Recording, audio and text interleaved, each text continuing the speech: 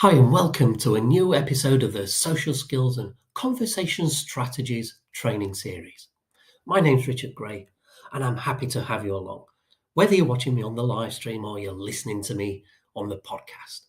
I really like the idea that I'm joining you on your commute to work, whether you're on the train or you're driving in the car. If you are, by the way, make sure you're driving safe wherever you are. So, what are we talking about today? Well, in the last live stream, we talked about introductions and really facilitating the beginning of a conversation. So I thought in today's episode, we'd flip the coin and talk about how to close the conversation. And I think this is relevant for a lot of people. I think we've all been stuck in a conversation where the other person is talking and talking, and we need to get away. We've run our course, we need to move on. We're bored, whatever it is. Maybe you're just short of time or you have an agenda and you need to get away, but this person is talking. Or maybe you both just don't know how to end the conversation. And so you drag the conversation down into the basic levels of small talk, commenting on the environment and then interspersing it with awkward silences, but you're too polite, both of you, to say, okay, let's end this, let's move on, let's do this, let's do that, etc. You don't know how to move away and close that conversation, and it's awkward. And I think we've all been there at some point. Maybe we are the one that's talking too much, and the other person is the one that's trying to get away. But whatever it is, this is about how to close a conversation well as a socially skilled person. If the other person doesn't know how to close the conversation, you are now the person, the socially skilled person who does know and can take the lead in doing so. And with that in mind, I've got 4 ways for you to do so. Now, I'm not a big fan of all 4 ways, but I'm not holding back because I don't like a particular way of doing something.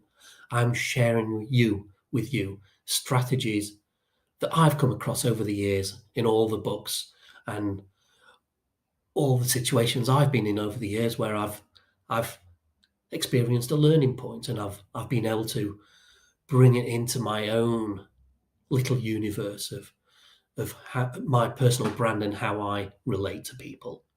So, 4 ways then to close down a conversation. Number one, which I'm going to call the baton, which for this one to work, you have to be in an environment where there's other people and you have to know some people. And also, you need to be in, I guess, within the close vicinity of somebody else that you know in order to pass a person on through an introduction. So that's what really made me think about this whole topic in the first place, because we covered the whole topic of introductions in the previous live stream, introducing two other people to each other. So if that's something of interest to you, you want to know more about how to do that, go to lifeconfident.com/live stream and you can access our previous live streams and you can watch that one as well. So the baton then.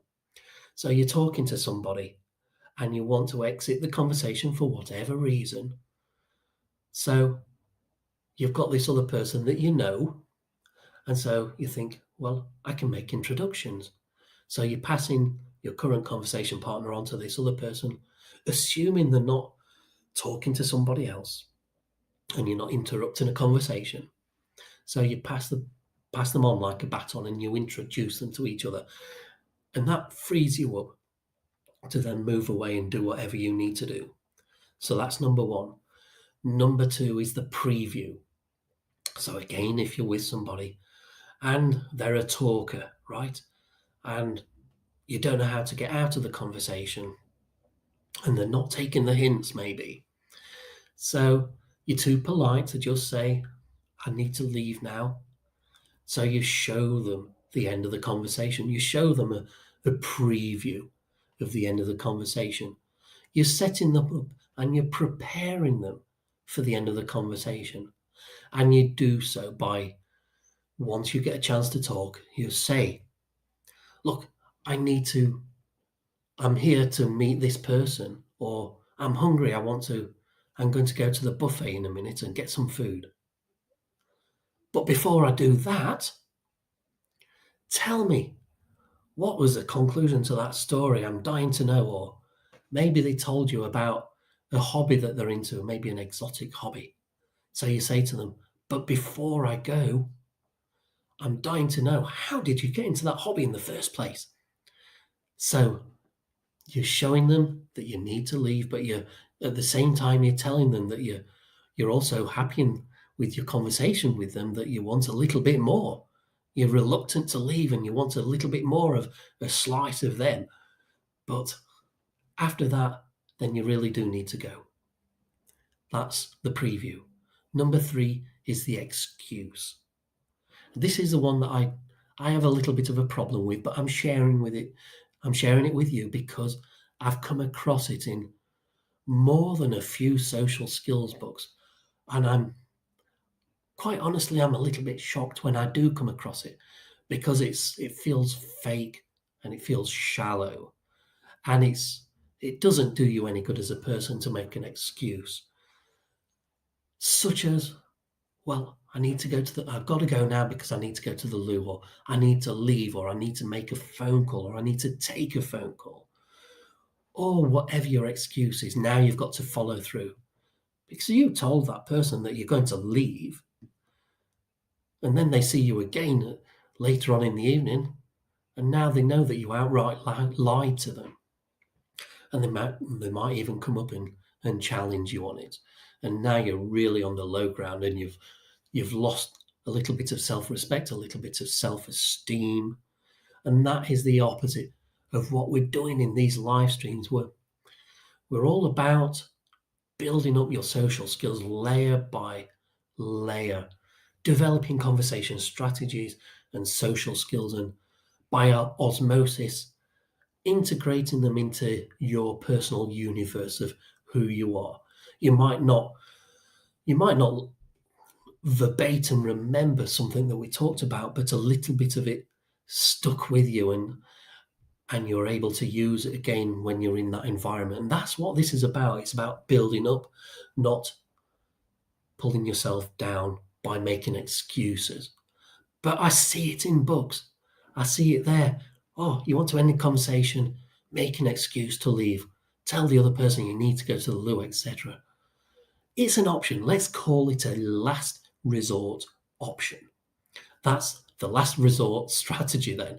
If all else has failed and you don't have the confidence to do it any other way, and you're too polite, you feel like you're too polite to just say, I need to leave, use the excuse. It's there as a last option. Okay, so that brings us on to number 4, which we can call it the upfront strategy or the networker strategy. And I'll explain that.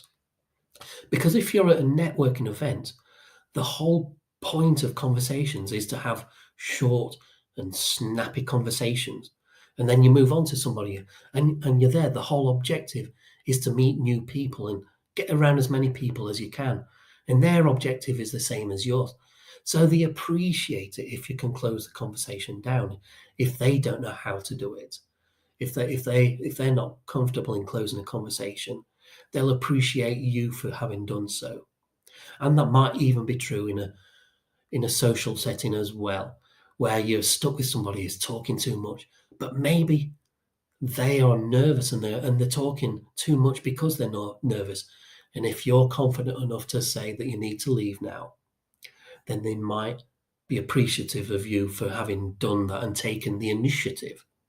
Now, of course, we don't need to be so abrupt and direct as that. We can do it well and do it in a way that is confident and gives you, it comes from a place of self-belief.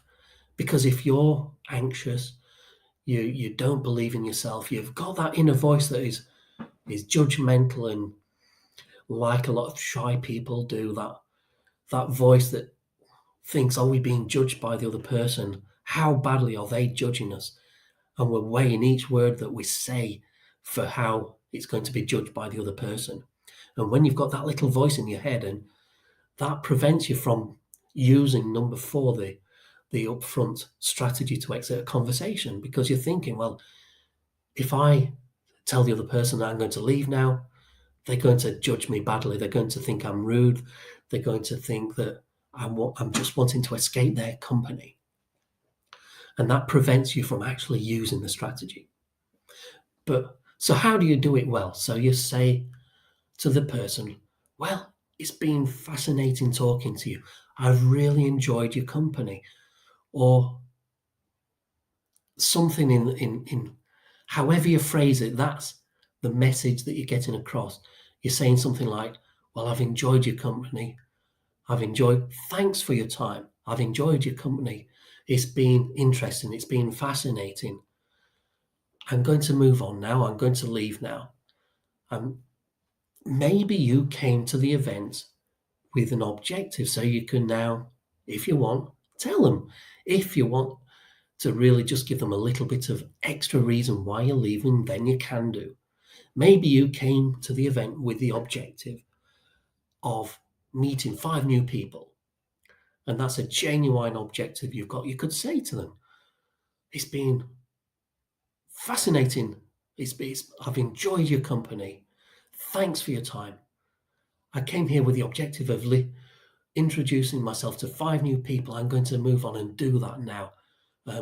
It's been really fun talking to you. Shall we catch up later? Now you're padding a little bit here. You could be more direct if you like. But if you get too direct, too abrupt, then really you are, to some extent, creating that impression that you're just trying to escape their company. But if you just say, it's been fun, I've enjoyed your company, let's catch up later.